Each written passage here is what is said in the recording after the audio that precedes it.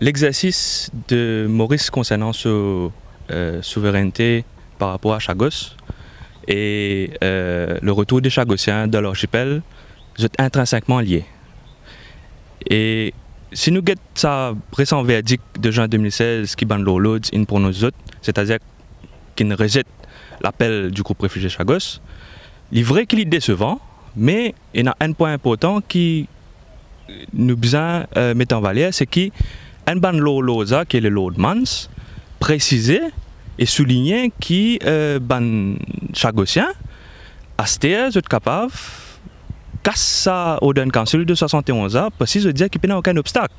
Maintenant, en parlant de Oden Council, il est bon qui nous fait un rappel à ban Mauricien et à ban Chagossien aussi, et également informe ban du monde qui pas connaît la nouvelle génération que le premier Oden Council qui est sorti en 1965, c'est la même que ban là, il a adopté le démembrement de Maurice pour qu'ils soient capables de faire ce qu'on appelle le British Indian Ocean Territory.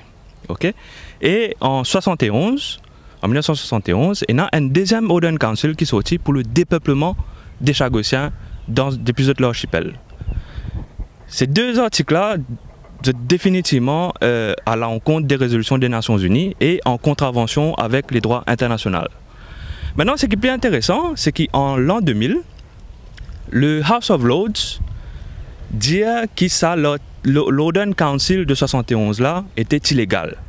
Et à l'époque, Robin Cook, qui était le ministre des Affaires étrangères, dit que les autorités britanniques pas pour faire appel par rapport à ça. Donc, tout le monde pensait que c'était un sens. Mais malheureusement, après les événements du 11 septembre 2001, les circonstances ont changé. Donc, ce qui est arrivé, c'est les autorités britanniques, soi-disant, fait une feasibility study, qui, après en 2014, un nouveau order sorti pour dire que Chagossien pas pour retourner dans l'archipel. Par rapport à sa nouvelle interdiction de 2004 là, pardon, Chagossien continue avec ban anglais en cours et le plus étonnant c'est que 10 ans après, en 2014, l'autorité anglaise vient dire à travers un document qui rend public qui sa première feasibility study qui s'est fait après 2001 là, c'était une feasibility qui s'est manipulée. Et là, récemment, c'est un point très fort et très intéressant, c'est que la compagnie KPMG, la firme KPMG, il fait une feasibility study indépendant pour dire que Chagossien ne peut pas retourner dans l'archipel. Donc, ce qui met à contre-pied totalement toute cette affaire de feasibility study qu'il fait depuis l'an 2000 là. Donc là, je pensais qu'avec ça point que le Lord Mans a souligné dans le verdict de juin 2016 par rapport aux Chagossiens capables casse sa Oden Council de 71 là et sa feasibility study de KPMG là, je pensais moi que nous avons c'était des outils bizarres et à travers cette étude là, nous capables continuer nos combats en cours contre les autorités britanniques pour qui Chagossien ne peut pas retourner dans l'archipel. Maintenant, concernant la souveraineté de Maurice sur les Chagos, je pense moi qu'il nous besoin sincère et honnête envers nous-mêmes.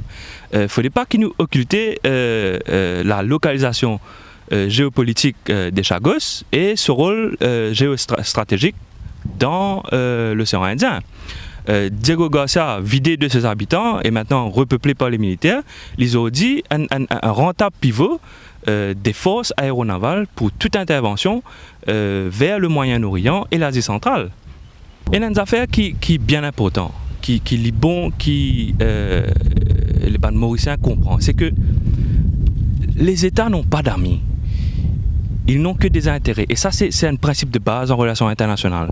Et c'est pour cela, entre autres, qu'une Cour internationale de justice de La Haye a été instituée en 1945 afin de régler, conformément au droit international, les différends entre États. Aster, avec la possibilité à ce que le groupe réfugié Chagos aille en cours pour faire annuler lors d'un council de 1971, je pense moi que l'État mauricien a besoin saisir l'occasion et a demandé un avis consultatif devant la Cour internationale de justice de La Haye. Bon, comment il peut faire ça? Déjà, j'ai besoin présente une résolution lors de la prochaine assemblée de l'ONU qui peut tenir en septembre. Et essayer de gagner le maximum de votes en faveur de sa résolution pour qu'ils soient capables d'amener l'affaire relative à la souveraineté de Maurice sur les Chagos devant la Cour internationale de justice de La Haye. Et à ce pour nous gagner un vote en faveur de sa résolution qu'il l'État mauricien pour présenter devant l'Assemblée de l'ONU, il y a une intense campagne de lobbying qui Maurice peut bien faire avec déjà les pays membres de l'ONU, mais également avec des pays non alignés, par exemple, qu'il ne faudrait pas oublier. En 1983, plus de 100 pays du mouvement des pays non alignés, ils reconnaissent la souveraineté de Maurice sur les Chagos. Il est vrai que ce combat de souveraineté de Maurice, il n'est pas un combat dur, comme ça a été le cas depuis de nombreuses années.